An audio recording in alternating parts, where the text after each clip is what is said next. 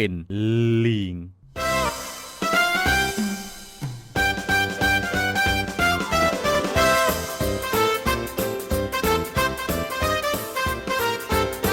พอตู้แดงน้ำสมุด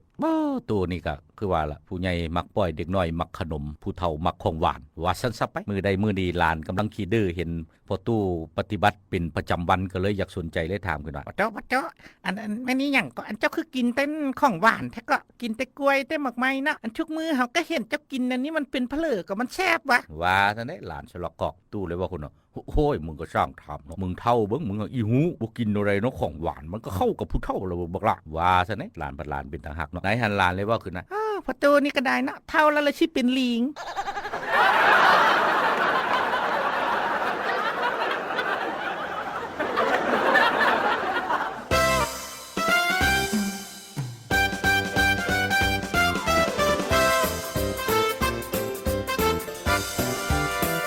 ธรรมดา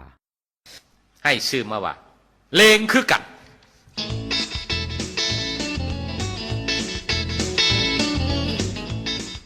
เลงคือกันว่าสัตว์มื้อหนึ่งเท่าอาตีน้ำสมุทรและเท่าอึ่งได้พากันไปนั่งซัดเบียร์แซ่บๆอยู่ห้านอาหารแห่งหนึ่งพอสั่งเบียร์แล้วก็ของแก้มมาพร้อมก็ซัดเต็มอิ่มเท่าอาตีนี่เห็นอึ่งกินของแก้มแบบบ่เบิ่งหน้าไผก็เลยเว้าขึ้นว่าไม่เสี่ยวมึงก็บึ้งได้ไหมอันกินของแก้มมันอายบ้านอายเมืองเขาเนี่ยแม่งกินปานนักเลงเว้ยเฮ้มึงเป็นนักเลงวะ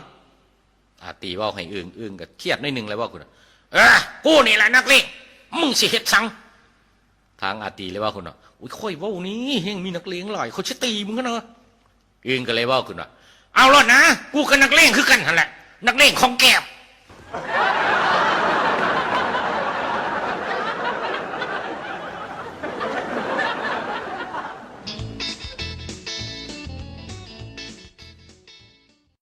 ให้ชื่อมาว่าเลือดแป้งเป็ด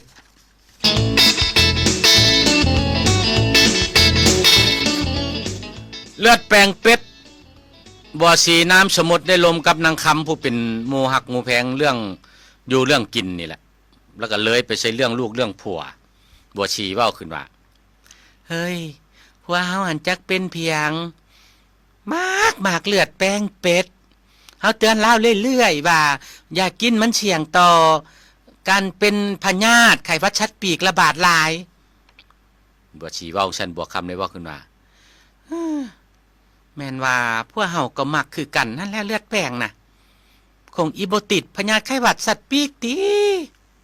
บัวชีเลยเว้าขึ้นว่าเอาเป็นหยังสิบ่ติดถ้ามันเป็นพญามันก็ติดชัตวาบัวคำเลยตอบไปว่าบ่ติดดอกเฮาว่าน่ะเพราะเป็ดท่านพวกเฮาบ่กินโตมันบ่กินปีกกินแต่เลือดมัน